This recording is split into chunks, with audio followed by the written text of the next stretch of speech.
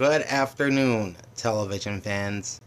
Big Al here on this Friday, June 5th, 2026, and welcome to episode number 38 of Television Station History, as today we'll take a look at one of the most renowned public television stations in the country, WTTW. And with that, let's dive in. Information courtesy of Wikipedia. WTTW Channel 11 is a PBS member television station in Chicago, Illinois. Owned by the not-for-profit broadcaster Window to the World Communications Incorporated, it is a sister to commercial classical music radio station WFMT 98.7 FM. The two stations share studios in the Renee Crown Public Media Center, located at 5400 North St. Louis Avenue in the city's North Park neighborhood, and this is adjacent to the main campus of Northeastern Illinois University. The station's transmitter is located on the Sears Tower on South Wacker Drive in the Chicago Loop. WTTW also owns and operates the Chicago Production Center, a video production and editing facility that is operated alongside the two stations. Alright, now let's get into the specs on WTTW Chicago. The station broadcasts on virtual channel 11, and their digital signal is on RF digital channel 25. Their brand is just WTTW. We'll talk about the sub-channels towards the end of the rundown. The owner is Window to the World Communications Incorporated, and its sister station is Classical Music WFMT 98.7. WTTW signed on the air on September 6, 1955. Its analog signal previously aired on VHF Channel 11 from 1955 to 2009. Their digital signal was on RF Digital Channel 47 from 2002 to 2019. Upon sign-on, WTTW was affiliated with National Educational Television, or NET. PBS, of course, would begin in 1970. Call sign meaning is Window to the World, or WTTW. Licensing authority is the Federal Communications Commission. Facility ID number is 10802. The station presently broadcasts with an effective radiated power of 250 kilowatts. Their transmitter on the Sears Tower is 496 meters, or 1,627 feet above average terrain. And their website is www.wttw.com. WTTW is one of two PBS member stations serving the Chicago market, alongside Gary, Indiana licensed WYIN Channel 56. WTTW, along with PBS Wisconsin flagship station WHA-TV in Madison, serve as default PBS member stations for Rockford, Illinois, as that market does not have a PBS station of its own, and both stations are available in the Rockford market on local cable and satellite providers. Now to the station's history. WTTW first signed on the air on September 6, 1955 as a member station of National Educational Television, or NET. Hey, what's up, Phillips? Thanks for joining me from Russia. The station was founded by a group of civic-minded Chicagoans, led by Inland Steel executive Edward R. Ryerson. Channel 11 came to life during the first year of the inaugural term of Chicago Mayor Richard J. Daley. Daley, Ryerson, and businessman Irvin B. Harris were responsible for creating WTTW. which began its life with studios and offices in Chicago's Banker Building. It also had a working exhibit facility at the Museum of Science and Industry in Chicago's Jackson Park. The call letters WTTW were chosen as the founders wanted the station to be Chicago's window to the world. The station's transmitter was given to WTTW by the staff and management of the defunct KS2XBS, a paid television station operated by Zenith Radio Corporation on VHF Channel 2 that was forced to shut down as a result of CBS owned and operated station WBBM TV's relocation to that channel in July of 1953. Yes, I am. I'm from the United States. Born and raised in Michigan, now living in Arizona. Ryerson recruited a young communications lawyer, Newton and Mennel, to join the station's board. Mennel would serve as both chairman of the WTTW board and as commissioner of the FCC under the administration of President John F. Kennedy. Irving B. Harris, Henry W. Brick Mears, John W. McCarter Jr., Martin J. or Mike Koldyke, and Sandra P. Guthman have served as chairman of the board for the public broadcaster in subsequent decades. Guthman, a member of the Polk brothers family of Chicago, is the current chairman of the board, having served in that post since October 2003. Mennel stated that the only really important decision that he made during his tenure as chair of WTTW was the recruitment of William J. McCarter Jr. as president and chief executive officer, a post he held for 27 years. Having run public station WETA-TV in Washington, D.C., McCarter, a decorated Korean War hero and a veteran television pioneer, got his start in the broadcasting industry as a cameraman for American Bandstand, and then as a part of the Army McCarthy hearings on Capitol Hill. McCarter developed the concept of the political roundtable that is now a staple of television news. In non-commercial television circles, McCarter is referred to as the architect of public television. His friends know him as the man who kicked Bob Dylan, who was set to tape an episode of Soundstage and was found by McCarter asleep on the couch in the room, out of his office, while the bearded Dylan up and ushered him out of the office after McCarter returned from a meeting. Interesting.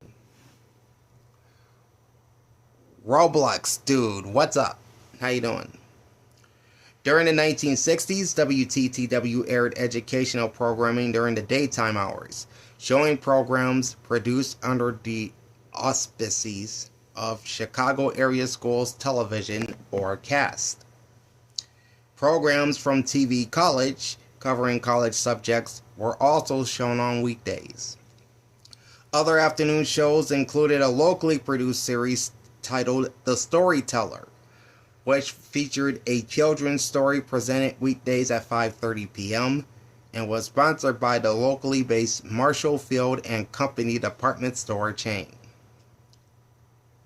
In 1962, WTTW's owner, then known as the Chicago Educational Television Association, or CETA, began efforts for a second educational station to air additional classroom instructional courses, especially those displaced as more and more of its own broadcast day was filled, first with programming from NET. On September 20th, 1965, sister station WXXW signed on as Chicago's second UHF television station on Channel 20. On October 5th, 1970, WTTW became a charter member station of the Public Broadcasting Service, today's PBS. WTTW did not air shows on Saturdays until the summer of 1972. At first, it only had a limited schedule until 2 p.m. Then in 1974, it expanded to a full day. In the late 70s and early 80s, WTTW was used to test stereo sound for TV broadcasts overnight. WTTW's sister station, WXXW, quickly went dark in 1974 when the transmitter broke down. It had been one of the last in Chicago to transmit in black and white, and by then its schedule was filled with what former WTTW station manager Edward Morris called talking heads and a blackboard. In 1977, WTTW sold the long dark WXXW license to a consortium led by City Colleges of Chicago. That station ultimately became WICC. In 1981, the Chicago Educational Television Association created Chicago Magazine as WTTW and WFMT's program guide. It was sold for $17 million in 1986 to a joint venture between Metropolitan Detroit Magazine and Adams Communications. On August 7, 1984, WTTW became the first U.S. television station to broadcast its entire schedule in stereo. On November 22, 1987, WTTW's signal was hijacked by an unknown person wearing a max headroom mask, the second such signal interruption incident to occur in the Chicago area that night, with the first taking place during the 9 p.m. news on independent station WGN-TV Channel 9, and 2 hours prior to the hijacker's intrusion of the WTTW schedule. While Channel 9's analog transmitter was located at the John Hancock Center at the time, allowing for engineers to almost immediately thwart the video hacker by changing the studio to transmitter frequency, Channel 11's transmitter was located at the Sears Tower, which made it harder to stop the hacker before the interruption voluntarily concluded after almost 2 minutes. On June 4, 2010, Window to the World Communications announced that it would lay off around 12% of WTTW and WFMT's employee base and extend a salary freeze instituted in 2009 for 1 additional year in an effort to cut $3 million in operating costs due to declining revenue. These were effects from the economic downturn and the loss of $1.25 million in grant money from the Illinois General Assembly. Among the employees exiting WTTW in that layoff were Randy Chandler, Amy Christensen, Andy Fontana, Mark Glick, Susan Goffrey, Andrea Guthman, Carrie Hurley, Andre Jones, Shanice Teemer, Sarah Warner, and Tom Woolner. In 2012, WTTW eliminated the position of 16-year company veteran Joni Bayhack, who had been Senior Vice President of Communications and Corporate Partnerships.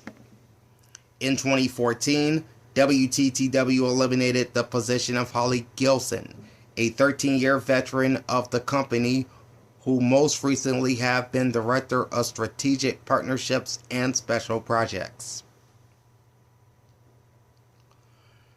On April 15, 2014, Window to the World Communications renamed the broadcasting facilities for WTTW and WFMT-FM as the Renee Crown Public Media Center, following a monetary gift of an undisclosed amount by the family of Renee Crown, the wife of Lester, who has served as a trustee for Window to the World since 1981.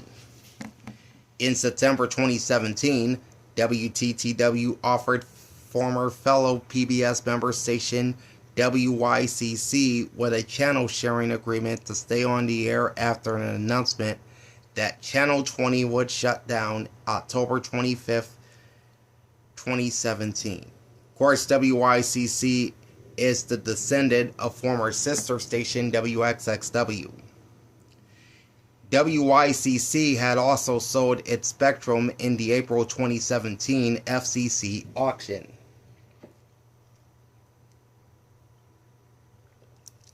On December 7th, 2017, Window to the World Communications announced its intent to purchase the WYCC license outright, reuniting the stations under one organization. An application to the FCC in January 2018 disclosed that WTTW would acquire the WYCC license from the City Colleges of Chicago for $100,000, with the two stations sharing WTTW's frequency allocation. The sale was approved by the FCC on March 13, 2018, and was completed on April 20th. Window to the World Communications relinquished the WYCC license effective June 1st, 2022, advising viewers the same shows were available on its multiplexed channels and the PBS app. Next up is technical achievements. WTTW has been recognized as a pioneer in technical aspects of television broadcasting, particularly in broadcast audio transmission. The station in particular participated in the trend of pop music-focused programs on television during the early 1970s, a few of which were also simulcast on local FM radio stations. When WTTW began production of Made in Chicago, the station made the decision to transition from monaural audio to stereo for the FM broadcast. However, stereo recording equipment for television production did not exist at the time. Because of this, WTTW engineers chose to modify existing MPEX quadruplex recorders to provide a stereo medium in sync with the video portion of the program. This innovation earned the station staff a local technical Emmy Award in 1973. Further refinements to this system resulted in improvements to both frequency response and noise reduction, and eventually led to the ability to edit stereo audio as the video was being edited electronically. Dolby Laboratories noise reduction technology Type C and then Type A was introduced as the staff was driven to make improvements in the audio specifications. WTTW began syndicating Made in Chicago to other public television stations under the new title Soundstage, with the first official taping of that program in June 1974, featuring previously filmed concert footage of folk singer Jim Croce prior to his death in a plane crash in September 1973. The station was broadcast in simulcast FM stereo with WXRT 93.1 FM and WBBM FM 96.3 as participating stations in the manner of its predecessor. In 1975, WTTW management was approached by a startup company called Texonics with an idea to develop an audio system for television broadcasts that used a mono-compatible stereo audio channel. Around this time, the Sears Tower had been completed, and WTTW became one of the first broadcasters to move its transmitter facilities atop the new building. WTTW had broadcast from a temporary antenna, as the now familiar twin towers that adorn the top of the building had not yet been completed. Up next is programming. WTTW carries programs distributed by PBS, American Public Television, and other sources, along with airing several locally produced programs. WTTW also distributes several programs to public television stations independently of PBS, such as via American Public Television. In addition, WTTW is one of the few public television stations that regularly produce or present national public television programming. Its most prominent productions include political discussion program The McLaughlin Group and the music program Soundstage. WTTW has produced over 110 soundstage episodes from its Chicago studios, the first of which featured Chicago blues legend Muddy Waters, surrounded by his young proteges Dr. John, Junior Wells, Michael Bloomfield, Coco Taylor, Rollo Radford, Buddy Guy, Nick Gravenetis, Buddy Miles, and his longtime collaborator, pianist Otis Spahn, among others. WTTW also produced the popular cooking series The Frugal Gourmet during the 1980s. Other popular programs produced by WTTW for public television syndication have included the early art video show Image Union, CEO Exchange, locally produced restaurant review show Check Please, cooking show Mexico One Plate at a Time, travel show The Travel Detective, children's programs Lamb Chops Play Along, Kid Songs, Word World, and Nature Cat, and the irrelevant magazine series Wild Chicago. The most well-known program ever to have been originated by WTTW is Sneak Previews, the first movie review show to air on television.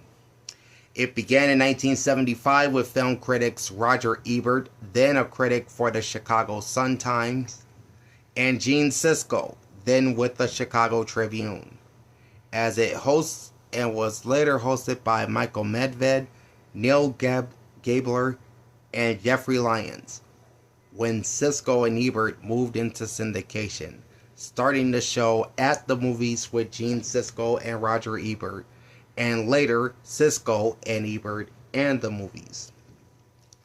Sneak Previews would be canceled in 1996. In January 2011, WTTW produced a new movie review program created by Ebert entitled Ebert Presents At the Movies, which was hosted by Christy Lemire and Ignatly Wisniewski, with Ebert himself hosting a segment called Roger's Office. The program lasted a season before being canceled due to funding constraints and the subsequent death of Roger Ebert. Among its local programs, WTTW also produces the news, magazine, and analysis program Chicago Tonight, hosted by Paris Schultz and Brandes Friedman. The program began in 1984 as a half-hour panel interview program with local broadcast journalist John Calloway, but was later expanded to an hour-long show with the addition of various feature segments including arts and restaurant reviews. The show is accompanied by two pre-recorded programs highlighting issues affecting Black and Latino communities: Chicago Tonight Black Voices and Chicago Tonight Latino Voices. The station has produced hundreds of significant arts programs, highlighting the Chicago Symphony Orchestra, the Lyric Opera of Chicago, and the Ravinia Festival. In addition, WTTW features documentaries hosted by Jeffrey Bear, spotlighting the history and culture of various parts of the Chicago area. These programs' popularities have often resulted in a high volume of monetary pledges to the station. It also produces the Artsiders, an arts-focused program produced by Kai Harding Incorporated and created by former Big Idea director Chris Olsen. Moving on to technical information and the station's subchannels.